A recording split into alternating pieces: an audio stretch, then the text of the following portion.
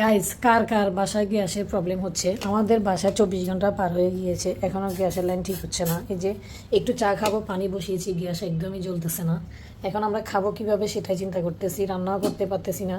মানে এমন অবস্থা, কোনো রকম রান্না করে খেয়েছি, তখন গ্যাস ছিল। এখন 9টা সাড়ে 9টা বাজে, একটু চা খাবো, একদমই গ্যাস নাই। বিকেলে আমি মুরগি রেডি করে রেখেছি, খাসি রেডি করে রেখেছি, খাসি দিয়ে কাচ্চি বানাবো, মুরগির রোস্ট করব। এই জন্য আমি এগুলো ধুয়ে রেডি করে রেখেছি। গ্যাসের জন্য একদম রান্না করতে পারতেছি না। মুরগিটা একদম বড় করে কেটেছি, রোস্ট করব তাই। আর খাসিগুলোকে পিস করে কেটে ধুয়ে পানি ঝরিয়ে নিয়েছি, রান্না করব।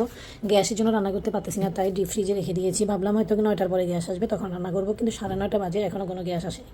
আর কালকে আমার মেহমান আসবে, মেহমান আমার বাসায় দুপুরে খাবে, এই জন্য ভেবেছি দিনে তো গ্যাস থাকে না, তাই আমি রাতে রান্না করবো। এই যে ডিপ ফ্রিজে ফ্রোজিং করা পেঁয়াজ নামিয়ে রেখেছি, কাঁচামরিচ কেটে রেখেছি।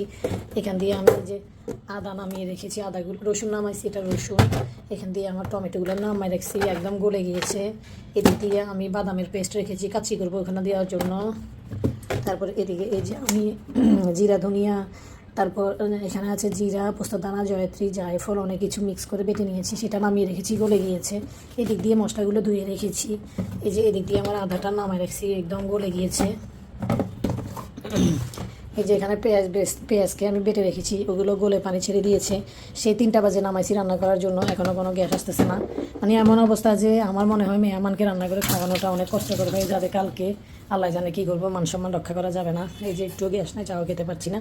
এখন সব কিছু ফ্রিজে ঢুকিয়ে ফেলবো, যেহেতু গ্যাস নাই, এগুলো পানি ছেড়ে নষ্ট হয়ে যাচ্ছে। তো যাই হোক, কার কার বাসায় প্রবলেম অবশ্যই কমেন্টে জানাবেন। আমার বাসায় 24 ঘন্টা পার হয়ে যাচ্ছে, জানি না আরও কত 24 ঘন্টা পার হবে। লাইনের কাজ চলতেছে নাকি ঈদের কারণে গ্যাস দিয়েছে এখন বন্ধ করে দিয়েছে, সেটা আল্লাহ ভালো জানে। সবাই একটু কমেন্টে জানান বেশি বেশি করে। এই যে দেখেন, গলা ভেঙে গিয়েছে, চা খেতে পারতেছি না। সারাদিন রান্না করতে না পেরে এই যে দেয়ালে আমি ক্যানভাস লাগিয়েছি, এইখান দিয়ে একদম দরজা মুখামুখি 4টা লাগিয়ে, মেইন দরজা থেকে এদিক দিয়ে 4টা লাগিয়েছি ক্যানভাস।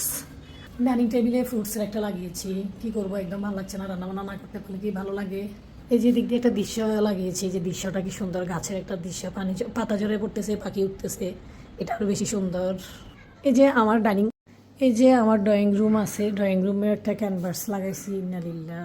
এই ক্যানভাসটা ঝরে পড়ে গিয়েছে, এখন এটা আমাকে গাম দিয়ে লাগাইতে হবে। দেখছেন কি একটা অবস্থা, এতদিন এটা এত সুন্দর করে লাগাইছি, ঝরে পড়ে না, এখন পড়ে গিয়েছে। যেহেতু আগের বাসায় এগুলো খুলে এনে লাগাইছি, একটু প্রবলেম থাকবেই। এই যে আমার ছোট ছেলের রুমে আরও 4টা লাগিয়েছি, একদম খাট বরাবর। আগে এই খাটটাই ক্যানভাসে এখান দিয়ে ছিল, রুমের ডেকোরেশন চেঞ্জ করার কারণে এখন ক্যানভাসটা উল্টা দিকে পড়েছে, তাই আমি ওর কাছে ভালো লাগবে না, চাই 4টা লাগিয়ে দিল।